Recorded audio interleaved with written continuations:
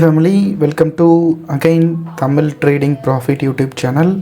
நம்ம டெய்லியுமே க்ரூட் ஆயிலில் லைவ் என்ட்ரி ட்ரேட் எடுத்து உங்கள் முன்னாலே வந்து ப்ராஃபிட்டை வந்து புக் பண்ணி அனாலிசிஸ் படி நம்மளோட லெவல்ஸ் அண்ட் நம்மளோட ஸ்ட்ராட்டஜியை வந்து எக்ஸ்பிளைன் பண்ணிக்கிட்டு இருக்கோம்.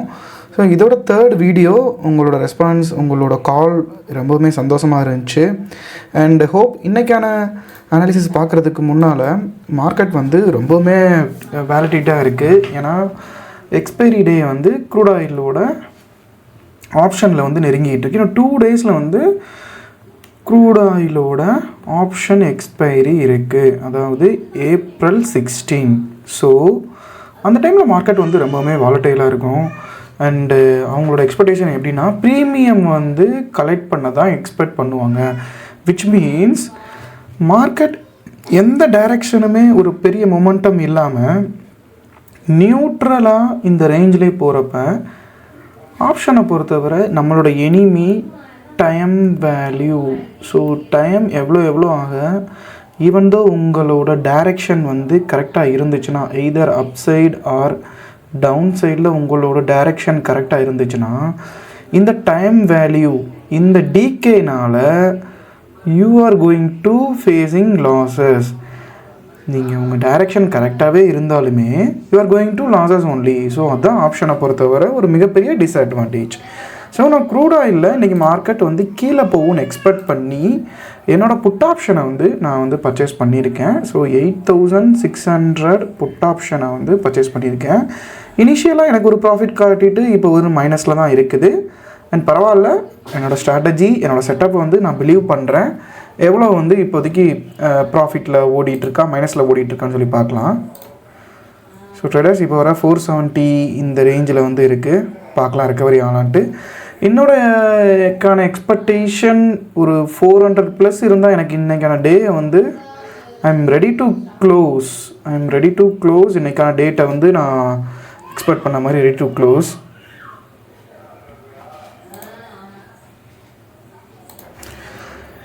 Traders live example, even though என்னோடய ஸ்ட்ராட்டஜி படி மார்க்கெட் இந்த இடத்துல வந்து ஒரு பிரேக் அவுட் ஆகி கீழே வர எக்ஸ்பெக்ட் பண்ணாலும் என்னோடய ஆப்ஷன் ப்ரைஸ் வந்து அந்தளவுக்கு மொமெண்டம் இல்லை. ஸோ விச் மீன்ஸ் இந்த டைம் டிகேங்கிற ஒரு நியர்பை எக்ஸ்பைரி டேட்னால இந்த டைம் டிகேயில் வந்து என்னோட வந்து ஸ்ட்ரைக் ப்ரைஸ் வந்து மாட்டியிருக்கு. ஓகே,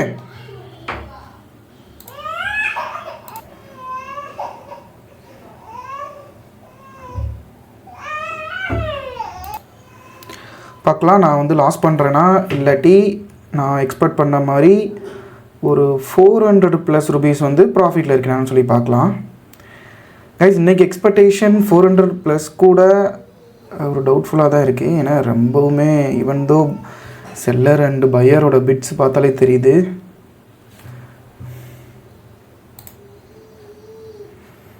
பார்க்கலாம் கைஸ், 400, 500. ஓ, 500 போய்ட்டு சடனாக வந்து ஒரு 100 ரூபீஸ் வந்துச்சு பார்த்தீங்களா? ஸோ இதுதான் அதோட. நான் ஒரு ஸ்கேல்பிங்கில் 500 புக் பண்ணியிருந்துருக்கலாம். பட் அந்த சடன் ஸ்பைக் வந்து பார்த்தீங்களா இந்த ஏரியாவில். ஸோ எவ்வளோ ஒரு டேஞ்சரஸான ஒரு இன்ஸ்ட்ருமெண்ட்டுன்னு பார்த்தீங்களா க்ரூட் ஆயில். ரொம்பவுமே கேர்ஃபுல்லாக நீங்கள் ட்ரேட் பண்ணணும். மணி ஏர்ன் பண்ணுறது ரொம்பவுமே கஷ்டம் கைஸ். ரொம்ப இங்கே பாருங்கள், இப்போ எனக்கு ஒரு 500+ இருந்துட்டு அகைன் வந்து ஒரு 300 மைனஸில் இருக்குது. 400 மைனஸ். கேர்ஃபுல்லாக இருக்கணும். Range momentum. ஸோ அதுக்கான ரீசன் இந்த கேண்டில் தான். இந்த கேண்டில் பாருங்கள், எக்ஸ்பெக்டேஷன் இங்கே இருக்குதுன்னு சொல்லி நான் எக்ஸ்பெக்ட் பண்ணியிருந்தேன். பட் சடன் இந்த ஒரு கேண்டில்னால் எனக்கு வந்து கொஞ்சம் கொஞ்சமாக வந்து 500 வந்த ப்ராஃபிட் சடனாக வந்து ஒரு 300 அப்படின்னா எந்த அளவுக்கான ஆக்டிவ் வந்திருக்குன்னு பாருங்கள்.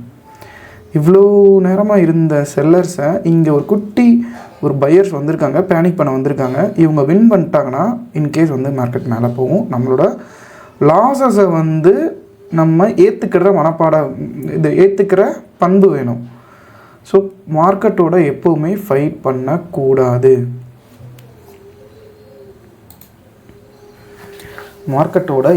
நம்ம ஃபைட் பண்ணக்கூடாது. ட்ரேடர்ஸ் பியூர் அண்ட் பியூர் இன்றைக்கி டிகேடியில் வந்து நம்ம மாட்டிக்கிட்டோம்னு நினைக்கிறேன். அண்ட் பரவாயில்ல, நம்ம ஸ்ட்ராட்டஜி எப்போவுமே அதை பிலீவ் பண்ணணும், அது கூட நீங்கள் ட்ராவல் பண்ணணும், ப்ராக்டிஸ் பண்ணணும். அப்போ தான் வந்து எந்த அளவுக்கு உங்களுக்கான செட்டப் வந்து ஒர்க் ஆகுதுன்னு உங்களுக்கு தெரியும். மணி ப்ராஃபிட் லாஸ் டசன்ட் மேட்டர், உங்களோட டிசிப்ளின் ப்ளஸ் செட்டப் தான் இங்கே மேட்டர். ஸோ இங்கே பாருங்கள், அதிகபட்சமாக 9000 புட் ஆப்ஷன் தான் வந்து மிகப்பெரிய ஒரு கான்ட்ராக்டாக ட்ரேடாக இருக்குது. பார்க்கலாம் ஓஏ எந்த அளவுக்கு எக்ஸ்பெக்ட் பண்ணுதுன்னு. சேம் இங்கே புட் ஆப்ஷன் தான் ரைட்டாக இருக்குது. என்ன நடக்குதுன்னு தெரியல மார்க்கெட்டில். ப்ரைஸ் அந்தளவுக்கு இன்க்ரீஸ் ஆக மாட்டுக்கு, பட் மார்க்கெட் வந்து கீழே வந்துட்டு தான் இருக்குது. ரிவர்சல் மாதிரி தெரியுது.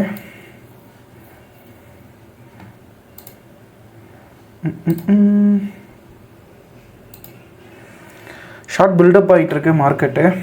ஸோ இவ்வளோ நேரம் இருந்த லாங் பில்டப்பு கொஞ்சம் கொஞ்சமாக கெயின் ஆனது, ஷார்ட் பில்டப் ஆகிட்டுருக்கு. இது ஒரு ஜஸ்ட் ஃபார் இன்ட்ராடே பர்பஸ்க்கு மட்டும்தான். இதை வந்து நம்ம ஓவர் வியூவாக வந்து எடுத்துக்கிட முடியாது. ஜஸ்ட் ஒரு 15 மினிட்ஸில் நடந்திருக்கிறத இந்த டேட்டாவை தான் நம்ம பார்க்க போகிறோம். அது இந்த டேட்டாவுமே ரொம்பவுமே அக்யூரேசியாக இருக்காது. எவ்ரி ஒரு 1 மினிட் to 3 மினிட்டுக்கான டிலே வந்து இருக்கும். ஓகே,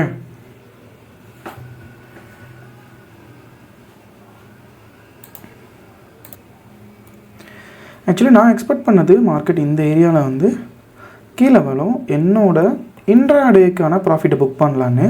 பட் சடன் இந்த ஸ்பைக், இந்த 2 கேண்டில் என்னோட 500 ருபீஸ் ப்ராஃபிட்டை வித்தின் த செகண்ட்ஸ்லேயே வந்து சாப்பிட்ருச்சு. ஸோ எவ்வளோ ஒரு டேஞ்சரஸானது இப்போ நீங்கள் பார்த்துக்கலாம் லைவாகவே. பார்க்கலாம் என்ன நடக்குதுன்னு. சார் கீழே உங்கள் கமெண்ட்ஸை சொல்லுங்கள். அண்ட் என்ன மாதிரி நீங்கள் யூஸ் பண்ண ஸ்ட்ராட்டஜி அண்ட் என்ன மாதிரி இன்ஸ்ட்ருமெண்ட்டில் நீங்கள் வந்து ட்ரேட் பண்ணிகிட்ருக்கீங்கன்னு பார்க்கலாம்.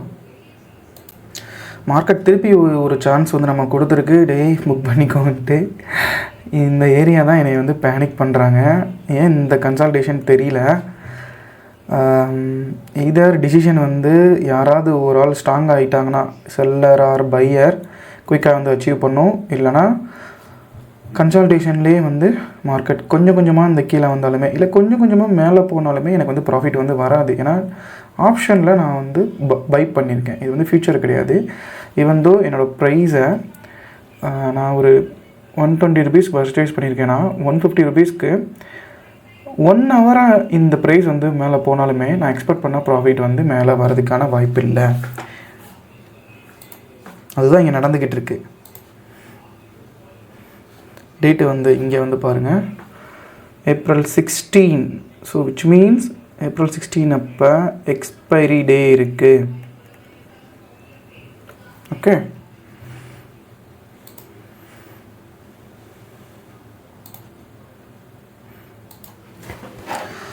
நம்மளோட பொசிஷனிங் வந்து லைவ் ஆகிட்டுருக்கு. இன்ட்ராடே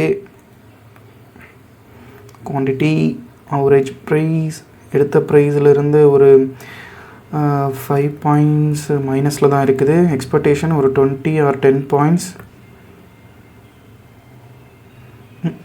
பார்க்கலாம்.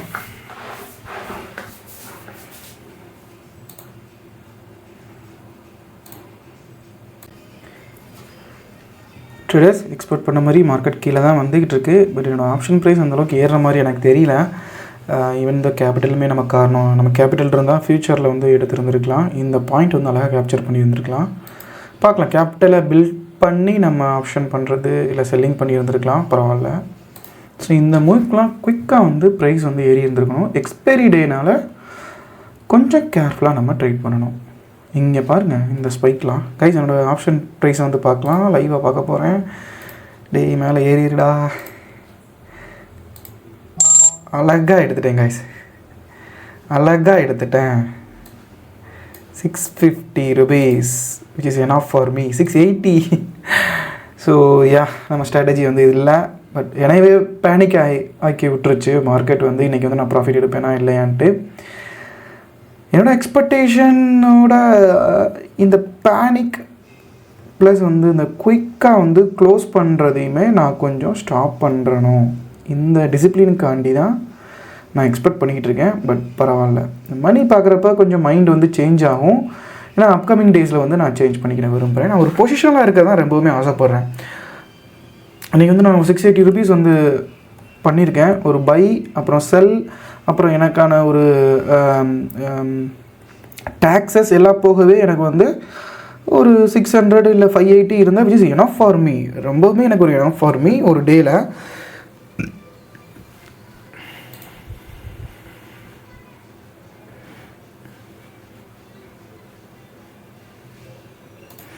ஸோ இதுக்கப்புறம் நான் என்ன பண்ண போகிறேன்னா, நான் என்னோடய ஸ்ட்ராட்டஜி அண்ட் செட்டப்பை பிலீவ் பண்ணி நான் லைவாக ட்ரேட் பண்ணுறத பார்த்துட்டு நான் வெயிட் பண்ண போகிறேன், எய்தர் இது அச்சீவ் ஆகுதா இல்லையான்னு சொல்லி. ஓகே, ஸோ நான் இந்த இடத்துல க்ளோஸ் பண்ணிட்டேன். I suppose to wait in this area, but expiry day இன்னும் 2 days தான் இருக்குது. உங்களுக்கே தெரிஞ்சிருக்கும் எந்த மாதிரி ஒரு வேலிடிட்டி இருந்துச்சுன்னு. இன்றைக்கி 14. ஓகே, ஸோ இந்த 14, 15, 16 இந்த டேஸில் வந்து பெரிய பெரிய பிக் பிளேயர்ஸ் வந்து அவங்க பொசிஷன் வந்து க்ளோஸ் பண்ணுவாங்க, இல்லை மாடிஃபை பண்ணுவாங்க, இல்லை அவங்க அட்ஜஸ்ட் பண்ணிட்டு மிக பெருசாக இருக்கும். ஸோ நம்மளோட ஸ்மால் அமௌண்ட் கேபிட்டல் வந்து இதில் வந்து மாட்டி இருந்துச்சுன்னா ரொம்பவுமே ப்ராப்ளம் ஆயிரும்.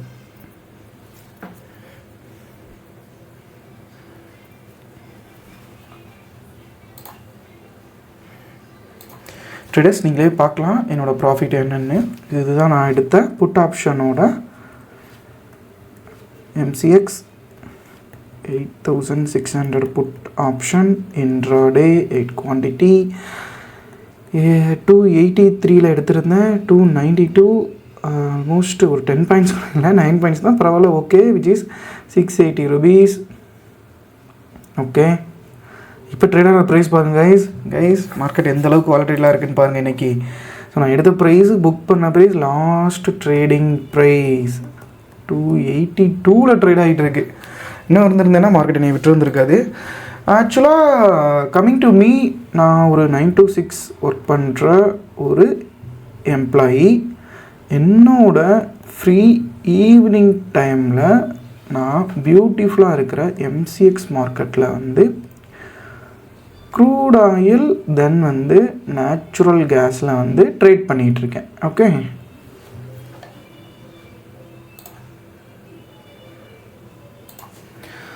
மார்க்கெட் பிசிஆர் வந்து 0.8 இருக்குது. Okay, and then 3 days still expiry. So next expiry, நீங்கள் எக்ஸ்பைரி டே அப்போ நெருங்குது ட்ரேட் பண்ண வாய்ப்பு இல்லையான்னு பார்த்தீங்கன்னா இன்னொரு ஆப்ஷன் இருக்குது, அதுதான் நெக்ஸ்ட் மந்த் எக்ஸ்பைரி.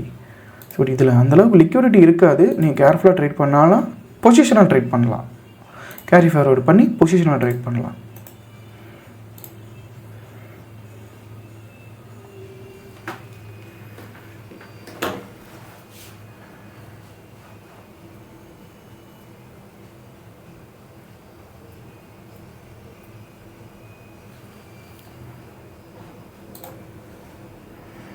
இது ரிவர்சல் ஆயிடுச்சு.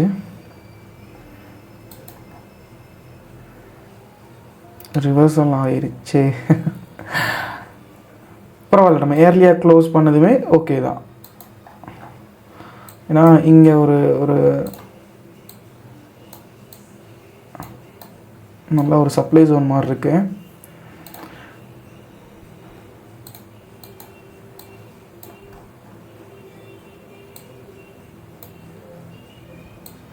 பார்க்கலாம் நம்ம இந்த ஸ்ட்ராட்டஜி ஒர்க் ஆகுதுன்னு.